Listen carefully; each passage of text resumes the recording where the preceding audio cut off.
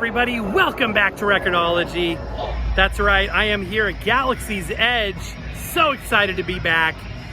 And today on the show, we're gonna have a really cool turntable by a new brand from 1x1.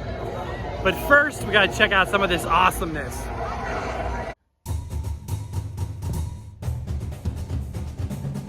Welcome to Record-ology.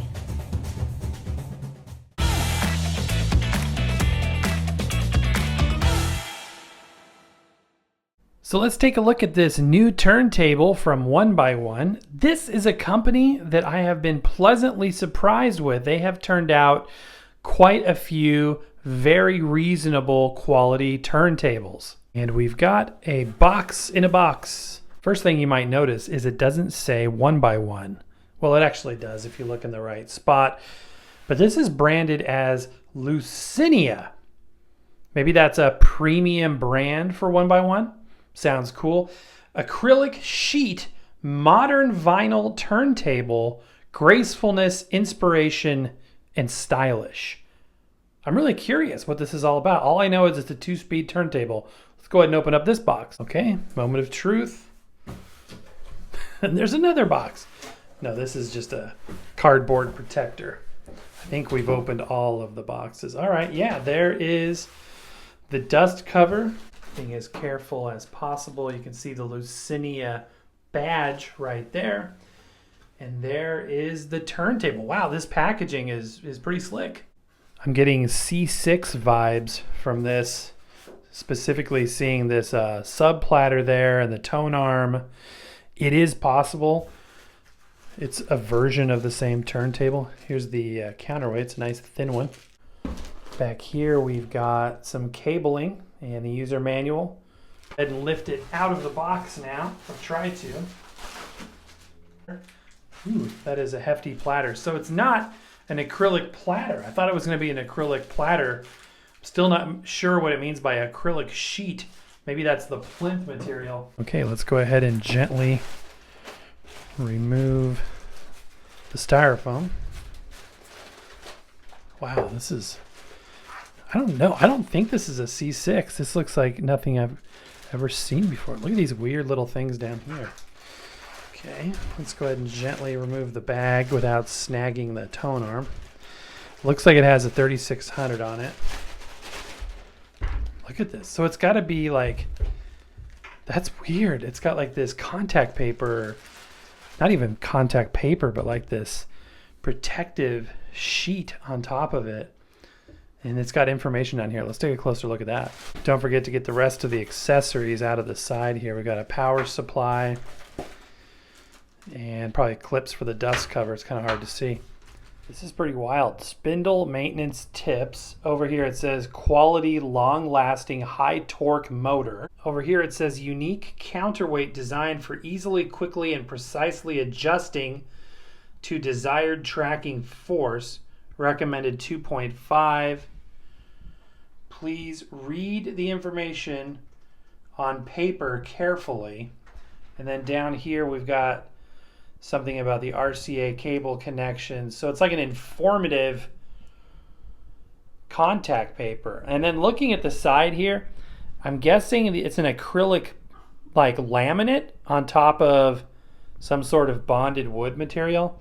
Although I'm guessing we have to remove the sub platter here. Oh, look at that. So this is actually the way it goes. This was just for transit because obviously you wouldn't need a spindle that tall. This actually would go down like that, and it kind of shows you how to do that. Okay, this is very, very intriguing. I've never seen anything like this, just when I think I've seen it all. This is interesting. It actually says right here, every 3 months to add some lubricant here for optimal playback. So, never seen that request before. It says to start tearing from over here, that you don't put any undue pressure on anything like the tone arm. Oh my gosh, this is like a piano finish. Wow. It's like a mirror finish. Wow. Okay, so that's the acrylic. Interesting. So it's like a smoked acrylic layer on top of the wood. So yeah, it's just like I was thinking. It's a laminate. You can see the laminate there and then the wood underneath there. So it's kind of hard to see on camera, but see how you can see the edge of that shaft right there a little bit? It's about maybe 1/4 of an inch deep. That is bizarre. That's an interesting design choice. I've never seen. This is definitely not a C6. Definitely not a C6. This is something completely and utterly unique. But I think we should be able to muddle through setup and we'll test it out, all that good stuff.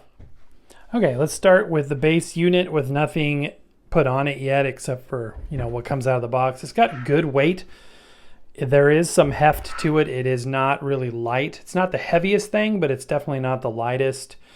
It looks like probably an aluminum tone arm. The gimbal is also a metal of some sort with a plastic sheath right there. We have a cueing lever that's metal and a base that's plastic back there. It is obviously belt driven with the motor pulley. A nice hefty, noticeably larger brass pulley there. These little metal buttons that we'll look at closer in a minute on the corners are decorative, but they are slick looking. And that is indeed a 3600 cartridge, and then the bearing is right there. Down here, in terms of controls, we have an LP and TX switch, which will be LP mode or transmit Bluetooth mode, speed select switch, as well as probably a start and stop switch, not 100% sure. These are nice aluminum knobs. I like that a lot. Let's look on the bottom side and then the back. Okay, I'm seeing this style a lot more on contemporary or quote unquote modern turntables. That is where the plinth itself is a solid piece of wood. So this will be like an MDF particle board with a wood laminate on there. You can see the bearing, the main spindle bearing right there. And it's interesting because there's an actual ball bearing protruding on the bottom. All the electronics are going to be in this plastic box that is bolted.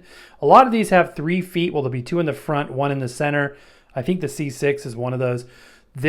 And the reason why I keep mentioning the C6 is that turntable keeps popping up under a lot of other brand names. And it's a great turntable. So it really doesn't even matter which brand you get of it. It's a good one. We've reviewed at least 2, maybe even 3 of them on the channel.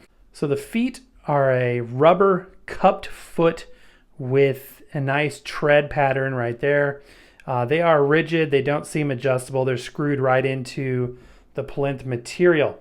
And as you can see right here, there's a little cover that is bolted in place, probably because there was a channel that was cut into the wood for some wires that lead to one of the switches, or possibly, no, this would be all 3 switches.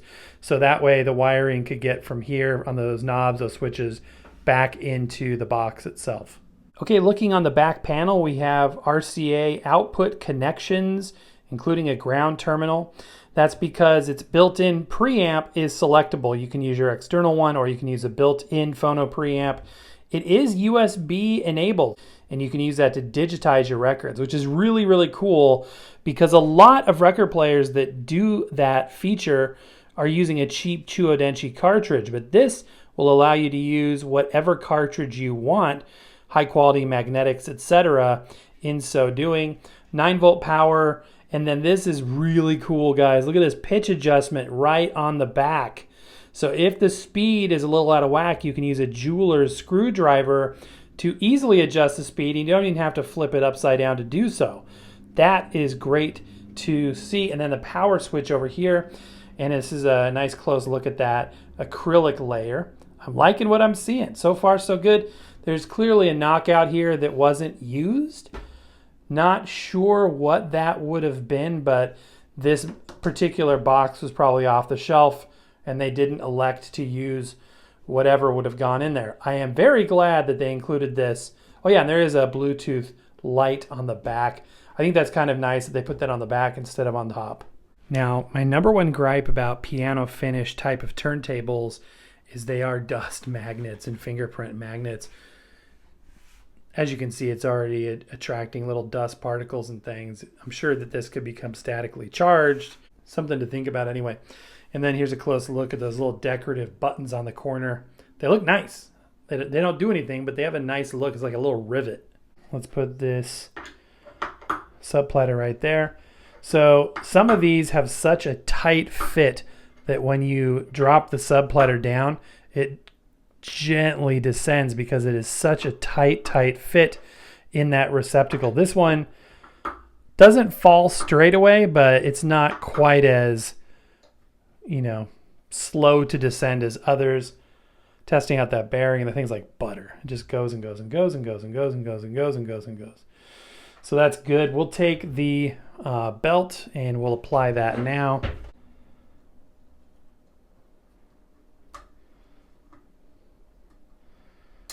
Okay, stretch it around just like that. Spin it a few times, make sure that that belt isn't riding up on the edge. If it doesn't lay down in that channel perfectly, it can mess with the speed. And we've encountered that recently. As you can see, it's riding right in the middle, which is perfectly where you want it to be. If you've ever wondered why the middle of that shaft isn't completely flat, see how it's kind of barrel shaped?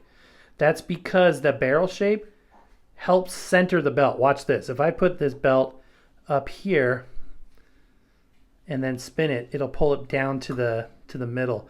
Same thing, if I put it on the bottom like that and spin it, it'll bring it right up to the center. So it's designed to keep it in an optimal zone.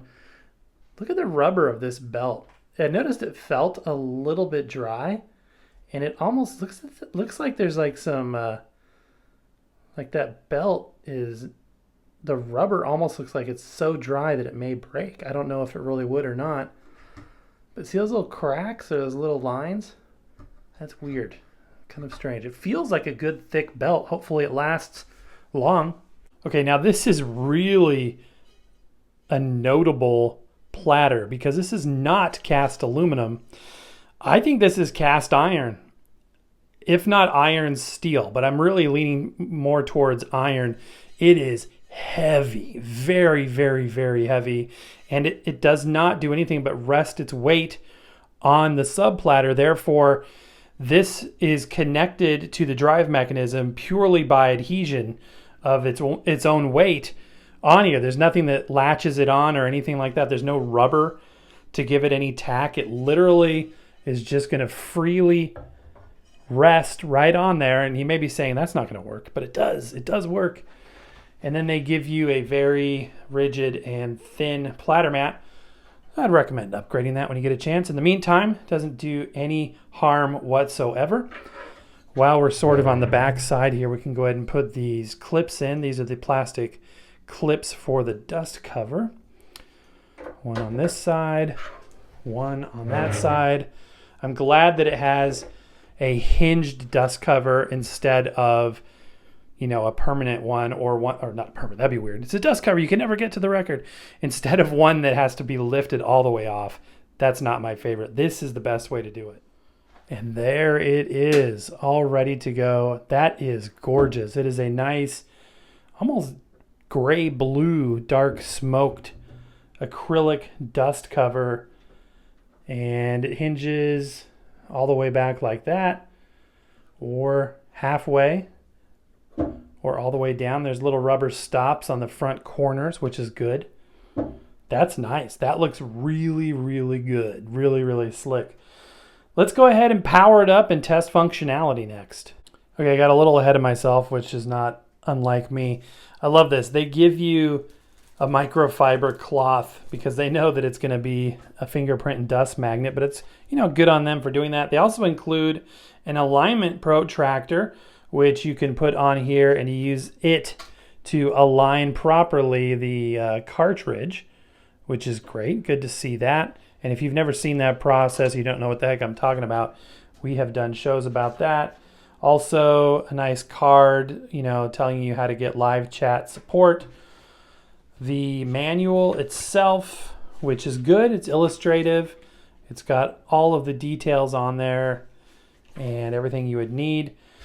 The counterbalance. I love this thin counterbalance with the rubber inner sleeve there. That's slick. I like that a lot. They do include a monstrosity of a grounding wire. Again, if you're using an external preamp, would be the only reason you would need this. but the alligator grip on here, that's one way to do it, right? Almost like an afterthought, like, oh crap, we need a grounding wire, because I don't know if that was really designed for that purpose, but I'm sure it would work. They also include a USB cable for the USB functionality and the world's cheapest 45 adapter, so we'll definitely want to upgrade that. Have you ordered your official Record-ology 45 adapter yet? Check out the link in the video description below. All right, let's go ahead and balance the tone arm really quickly. This is pretty wild the way they do this. They actually have markings right here on the reverse, on the back side of the tone arm. Let's look at that closer. So in theory, you could just slide this on. You can see the arrow indicates that this surface is where you're measuring by, right to the 2.5 gram mark. That's a pretty interesting way to do it. So you know what? I'm going to trust that for the purposes of this review. Look, there's a little thumb screw. It doesn't look like it needs that for this particular application, but I'm going to go ahead and trust that for the purposes of this review instead of balancing it manually. And I would recommend that you do balance it manually just to double check that, but I want to go ahead and experience the whole intended use case of this, and for that purpose I'm just going to assume that that's accurate. 2.5 grams, and you will notice there is no anti-skate control, so that must mean that it's either preset at the factory or it doesn't have anti-skate. And for the cartridge, we have the venerable Audio-Technica 3600L with its carbon fiber cantilever and diamond stylus. Has really well insulated cables coming out of the back there, connected to the back there, I should say. It is a tabbed head shell, not my favorite type, but it does allow you to upgrade the cartridge to any one that you would like, assuming that the VTA would be accurate on there. There's no VTA adjust. So if you get a particularly tall cartridge like a Grado, you may have a VTA alignment issue, but something to consider anyway. I like this cartridge. It's a great cartridge. It sounds way better than it has any right to at that price point. And so no worries whatsoever to see this. It's a great starting point for magnetic phono cartridges. And from there, you can really upgrade to suit your liking. And speaking of cartridges, on a recent poll, you guys voted Audio-Technica as your favorite phono cartridge company. I mean, basic functionality is it's completely manual, so it helps if you have it on. So that is a power switch back there, and this is sort of the on-off switch for the Platter itself. There's no automatic start or stop mechanism based on the turntables or the tone arm's position. It's literally just, do you want it spinning or not, controlled by that knob. It's actually a switch, but that's basically it. You cue up your record. When it's done, the tone arm will just spin indefinitely until you manually bring it back. You do have a cueing lever, which is nice. A nice lift right there. Let's test the descend. A nice gentle descend. And I like the fact that the rest does not rely on the position of the lift shelf, which is a good thing. Yeah, it's a beautiful turntable. Absolutely gorgeous. Let's test out the speed consistency. Again, if it's off, we can make adjustments easily on the back. Although I have this sneaking suspicion they will have this dialed in pretty well. Like I said before, this is a 2-speed turntable. We're going to start with 33 RPM, which will be right here. And I'm going to go ahead and spin it up. Let's see how accurate it is. That is amazing. It looks to be perfect, or very nearly so. Let's go ahead and go up to 45, which is here. And it is pretty dang close. It's a tad fast because you can see those lines are marching a little bit to the left. But that is, again, easily adjustable with this 2-speed motor. And very happy to see that the speeds are close to perfect and can be adjusted to absolutely perfect. Tracking angle looks just about perfect. I don't know what that schmutz is on the front there. That's kind of bizarre. But most importantly, the tracking angle, the VTA, looks to be perfect right out of the box. Also, Platter wobble is not too bad. And you'll notice the record hanging over the edge. That's because this is actually not a full-size Platter. It is nearly so, but it supports the record fully, but gives you a really nice area to grasp the record, to put it on or take it off. And actually, I like this design. I think that this is a benefit, absolutely. And the heavy cast iron platter gives it fantastic mass inertia, which translates into speed consistency and pitch consistency. So what we have here is a very interesting turntable because it's both digital and analog. Analog in the fact that it plays records, and it does it via hardwire connections to speakers and amplifiers, preamplifiers, depending on how you have it set up. But digital in the fact that it can also send that signal through the USB or over Bluetooth. And Bluetooth, if you ever wondered, is actually digital information that is sent over FM. Hey, look, that's an auto stop. So if you leave this thing playing for long enough, that was about probably 2 minutes, maybe 3 minutes while I was trying to get this shot done, and it just stopped. So if you do fall asleep, it actually does have an auto stop. I thought it was completely manual. It's one step before completely manual. But anyway, analog and digital. Let's go ahead and put it into TX mode for transmit, and let's turn on our handy dandy Bluetooth test speaker. Okay, a bit of an update. I just spent a good hour trying to get this thing to pair to Bluetooth. Now, when I turn the Bluetooth on, it thinks it's connecting to something immediately. And it's possible that there's something in this house that it is connecting to. I run a lot of Bluetooth in here, and it is possible that something is connecting to it right away. But I could not get any headphones, any speakers. I tried multiple times with multiple devices. I've had this happen before, so I'm not going to just say, it's a defect. But I do want to mention that I was not able to get the Bluetooth to connect, which leaves us one final thing to do, and that is a direct feed sound test. So without further ado, let's give it a listen.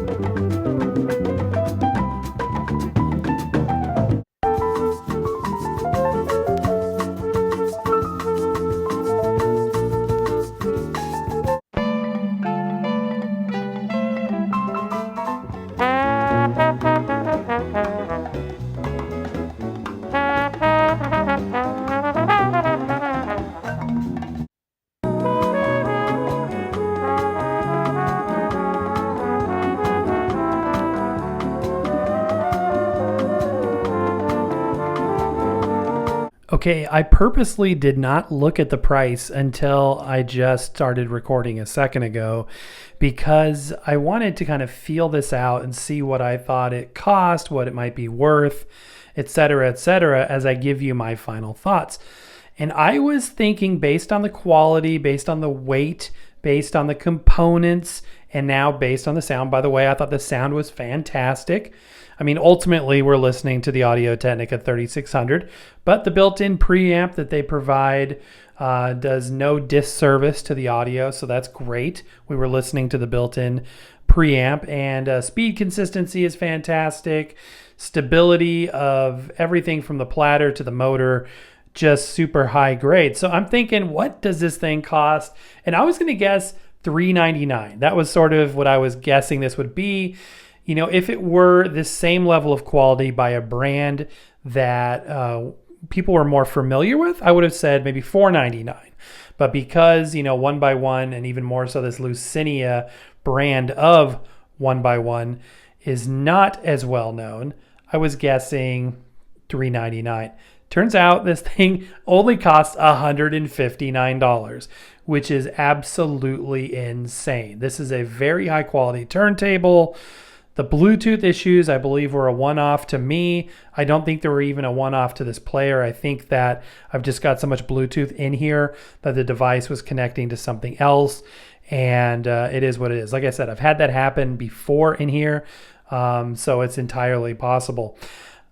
This is a fantastic turntable. You can't go wrong. So definitely 2 thumbs way up on this. You know, 10-year-old me could only dream about this, but I am standing, in fact, come on, let's take a look. I am standing beneath the Millennium Falcon, the real one. And here in Galaxy's Edge, it's just like a semi-religious experience, absolutely incredible.